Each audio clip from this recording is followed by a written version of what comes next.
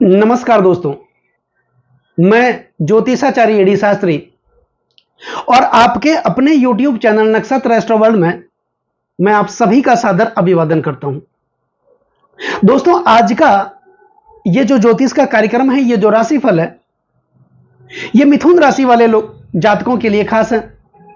और ये जो राशिफल है आपकी जन्म की राशि चंद्र राशि पर आधारित है, लेकिन आपको अपना लग्न पता है, आपके पास अपनी जन्म कुंडली बनी हुई है, तो इस राशिफल को आप अपनी लग्न राशि के अनुसार भी देख सकते हैं। दोस्तों, आज बात करेंगे बकरी शनि को लेकर और मिथुन राशि वाले जातकों को लेकर। मिथुन राशि वाले जातकों के लिए बकरी शनि जाते जाते क्या विशेष बदलाव करके जाएंगे, जीवन में क्या परिवर्तन करके जाएंगे, क्या कुछ भाग्य की प्राप्ति देकर के जाएंगे बकरी शनि मिथुन राशि वाले जातकों के लिए।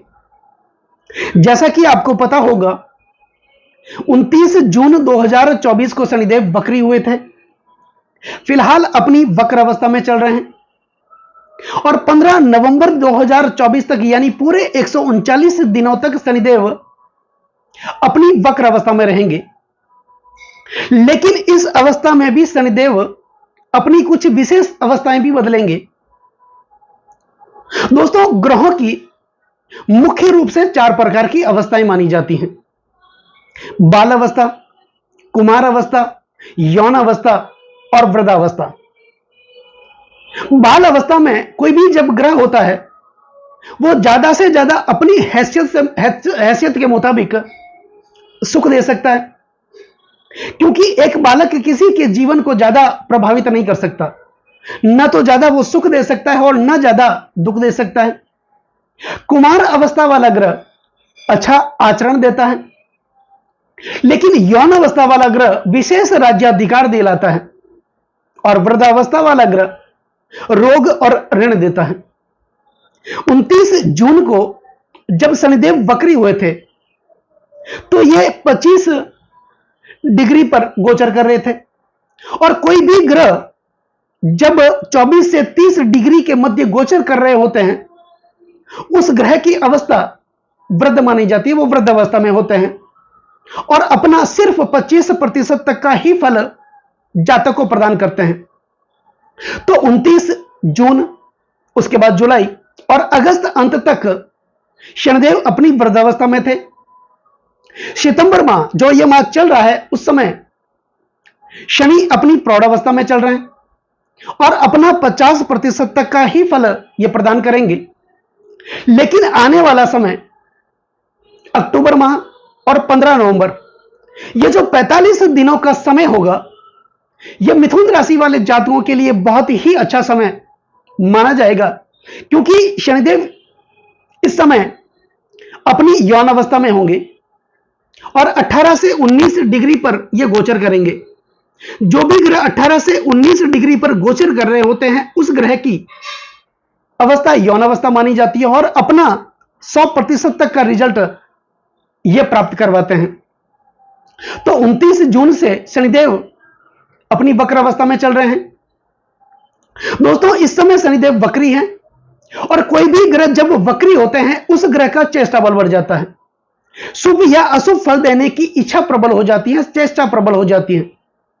लेकिन यह निर्भर करता है जन्म कुंडली की स्थिति के अनुसार कि जो ग्रह वक्री हुआ है, उस ग्रह की जन्म कुंडली में स्थिति किस प्रकार है।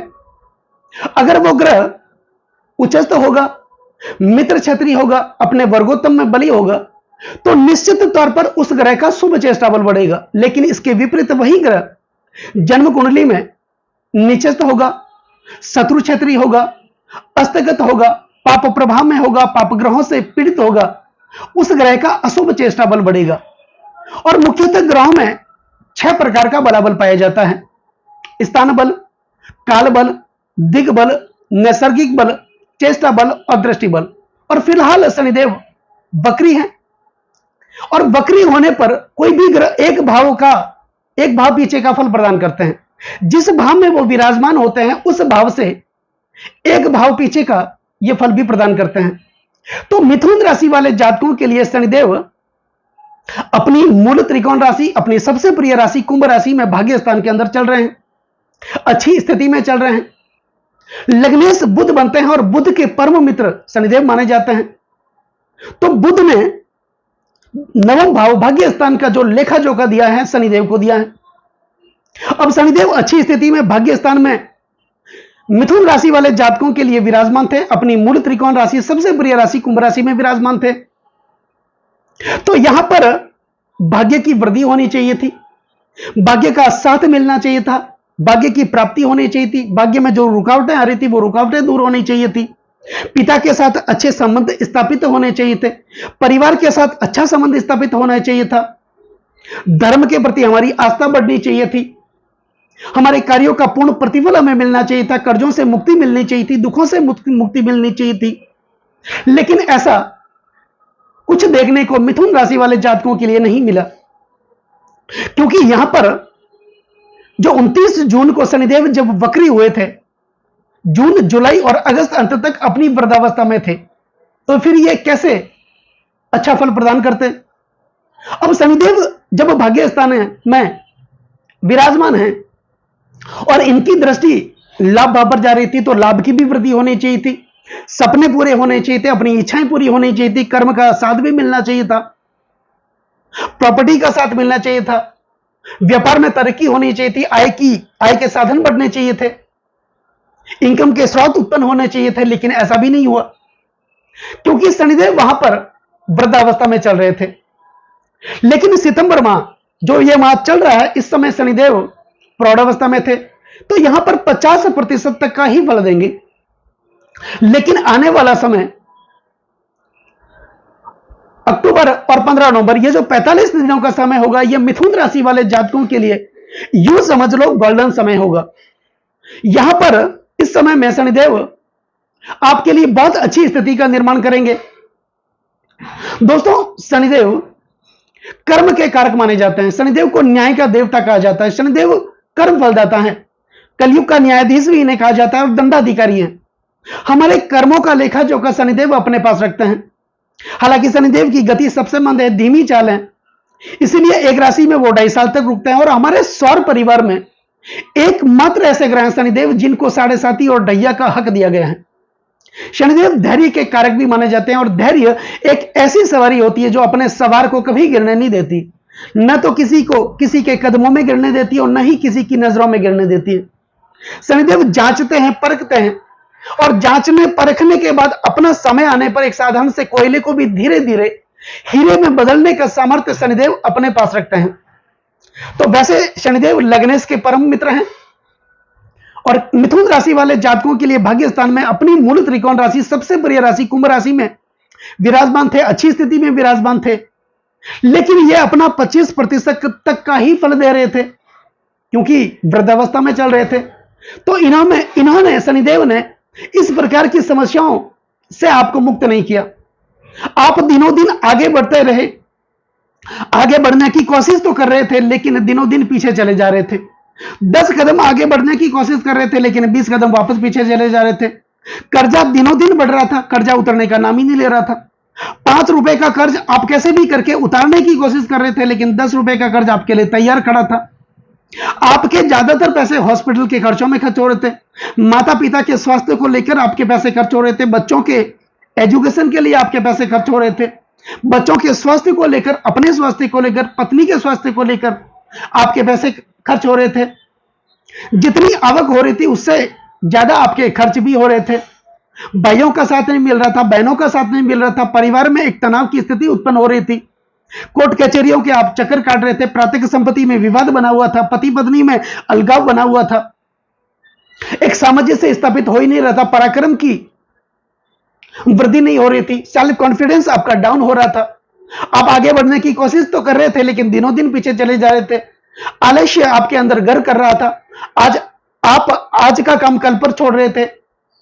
तो इस प्रकार की समस्याएं पिछले कई दिनों से मिथुन राशि वाले जातकों के जीवन में देखने को मिल रही थी। लेकिन दोस्तों, आने वाला जो समय होगा अक्टूबर और नवंबर 15 नवंबर तक का, यानी 45 दिनों का समय होगा मिथुन राशि वाले जातकों के लिए, बहुत अच्छी स्थिति का निर्माण करने वाला होगा। अब शनिदेव भाग्य स्थान में विराजमान है, तो यहां पर भाग्य की वृद्धि भी मिलेगी, भाग्य का साथ देखने को मिलेगा। धर्म और आध्यात्म के कार्यों से आप जुड़ेंगे, जहां पर भी मांगलिक कार्य होंगे, आध्यात्मिक कार्य होंगे, सामाजिक कार्य होंगे, वहां पर आप बढ़ चढ़ करके हिस्सा लेंगे, जिसके कारण आपके जीवन में मान सम्मान और पद प्रतिष्ठा की प्राप्ति होगी।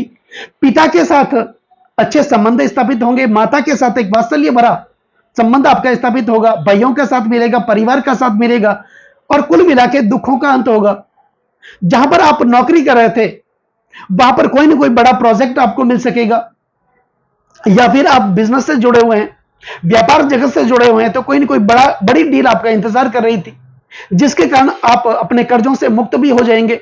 क्योंकि शनिदेव हालांकि अपनी मूल त्रिकोण राशि में सबसे प्रिय राशि में विराजमान है मिथुन राशि वाले जातकों के लिए भाग्य स्थान में, और जब ये अपनी यौनावस्था में होंगे अक्टूबर और 15 नवंबर तक, तो अपना 100% तक का फल ये मिथुन राशि वाले जातकों को देंगे। तो यहां पर आपके जीवन में भाग्य का निर्माण देखने को मिलेगा। आपने जितनी मेहनत की थी उस मेहनत का पूर्ण प्रतिफल आपको देखने को मिलेगा। यानी कि जो बीज आपने बोया था वो बीज विशाल वृक्ष बन करके आपके लिए तैयार खड़ा है, आप ऐसा समझ सकते हैं। पिता के साथ कंधे से कंधा मिलाकर के अब आगे बढ़ेंगे। आपके जीवन में कोई ना कोई बड़ा परिवर्तन होगा। अगर आप व्यापार करें तो उस व्यापार को आप और ज्यादा गति प्रदान करेंगे, आगे बढ़ेंगे। नौकरी कर रहे हैं तो वहां पर आपको कोई ना कोई पदोन्नति मिल सकती है, प्रमोशन मिल सकता है। तो इस प्रकार की समस्याओं का अंत भी होगा, और आगे आने वाले समय में शनिदेव आपके लिए बहुत अच्छा करते हुए प्रतीत होंगे। अब दोस्तों, शनिदेव के पास 3 दृष्टियां मानी जाती है मुख्यतः रूप से। शनिदेव जिस भाव में विराजमान होते हैं उस भाव से तीसरे भाव में दृष्टि करते हैं, सप्तम भाव में दृष्टि करते हैं और दसम भाव में दृष्टि करते हैं। दोस्तों, सप्तम दृष्टि एक जनरल दृष्टि मानी जाती है, सभी ग्रह अपने से सप्तम भाव में दृष्टि करते हैं, क्योंकि सप्तम भाव जो होता है वो पति पत्नी का भाव होता है और अपनी निजी प्रॉपर्टी का भाव होता है। हर व्यक्ति अपनी पत्नी की और अपनी निजी प्रॉपर्टी की देखरेख सुरक्षा स्वयं करता है, इसलिए सब ग्रहों को यह दायित्व दिया गया है अपने से सप्तम भाव को देखने के लिए। इसके अतिरिक्त शनिदेव को 2 महत्वपूर्ण और दृष्टियां दी गई हैं, तीसरी दृष्टि और दसम दृष्टि। जब शनिदेव मिथुन राशि वाले जातकों के लिए भाग्य स्थान में विराजमान होंगे तो शनिदेव की जो तीसरी दृष्टि होगी वो लाभ स्थान पर होगी। तो निश्चित तौर पर यहां पर लाभ की वृद्धि होगी, आपके सपने पूरे होंगे, आपकी इच्छाएं पूरी होंगी, आपको अपने परिश्रम का लाभ मिलेगा, आपके व्यापार में उन्नति देखने को मिलेगी।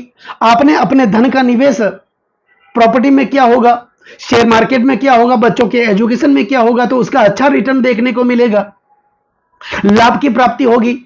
आपके व्यापार में नया परिवर्तन होगा, आप नया व्यापार कर सकते हैं। अब शनिदेव की सप्तम दृष्टि आपके तीसरे भाव पर जा रही है, तो तीसरा भाव पराक्रम का माना जाता है, साहस का माना जाता है।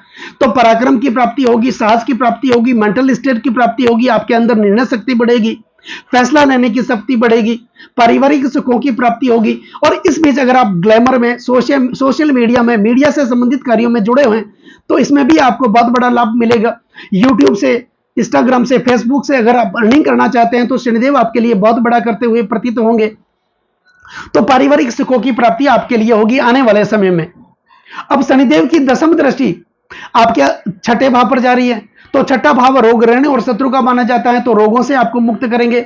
आपके माता पिता के स्वास्थ्य को लेकर आप चिंतित थे, उस प्रकार की चिंताओं से आपको दूर करेंगे। आपके विरोधियों का अंत करेंगे, शत्रुओं का अंत करेंगे। जो आपके आलोचक थे, आपके आगे बढ़ने से वो दिनों दिन जल रहे थे, ऐसे लोगों से आपको दूर करेंगे, कर्जों से मुक्त करेंगे। धन की जो कमी से आप जूझ रहे थे, कर्जों की समस्याओं से आप जूझ रहे थे, उस प्रकार की समस्याओं का शनिदेव अंत करते हुए आपको प्रतीत होंगे। तो आने वाला समय मिथुन राशि वाले जातकों के लिए बहुत अच्छा समय लेकर के शनिदेव आने वाले हैं। वैसे शनिदेव को अंग्रेजी में सैटर्न कहा जाता है। हंसी मजाक में हम कहते हैं कि जो व्यक्ति अपने जीवन में कितना भी सेट हो जाए उनको भी एक समय पर शनिदेव टर्न दे देते हैं। तो यहां पर शनिदेव युवा अवस्था में होंगे अक्टूबर और 15 नवंबर तक, 45 दिनों तक, और अपना 100% तक का ही ये रिजल्ट देंगे मिथुन राशि वाले जातकों के लिए। तो बहुत बड़ा समय, गोल्डन समय की आपके लिए शुरुआत होगी मिथुन राशि वाले जातकों के लिए। अब यहां पर शनिदेव से संबंधित कुछ उपाय करने की भी जरूरत होगी। तो शनिदेव का जो विशेष उपाय है वो उपाय है शनिदेव से संबंधित वस्तुओं का दान करना। काले तिल, काले उड़द और लोहे की एक छोटी वस्तु, कोई भी छोटी वस्तु काले वस्त्र में बांध करके शनिवार के दिन संध्या काल के समय अपने सर पर 11 बार घुमा करके किसी जरूरतमंद को दान कर दें, या फिर बहते हुए जल में आप प्रवाहित करें। शनि गायत्री मंत्र का आप नियमित उच्चारण करें। ओम कृष्णा गाय विद्महे रवि पुत्रे धीमहि तन्नो शनि प्रचोदयात्, इस मंत्र का आप नियमित उच्चारण करते रहें। और शनि पौराणिक मंत्र ओम नीला जन्म समाभासम रवि पुत्रम यमा गर्जम छाया मार्तंड संभूतम तम नमामि शनिचरम, इस मंत्र का आप नियमित उच्चारण करते रहें। ओम प्राम प्रीम प्रोस समय नमः, इस मंत्र का भी आप नियमित उच्चारण करते रहें। तो निश्चित तौर पर शनिदेव की कृपा आप लोगों पर प्राप्त होती रहेगी।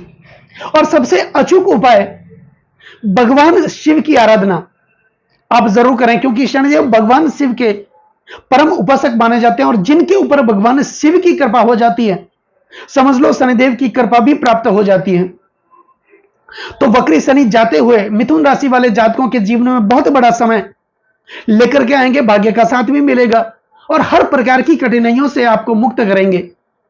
तो दोस्तों, कैसा लगा ये वीडियो?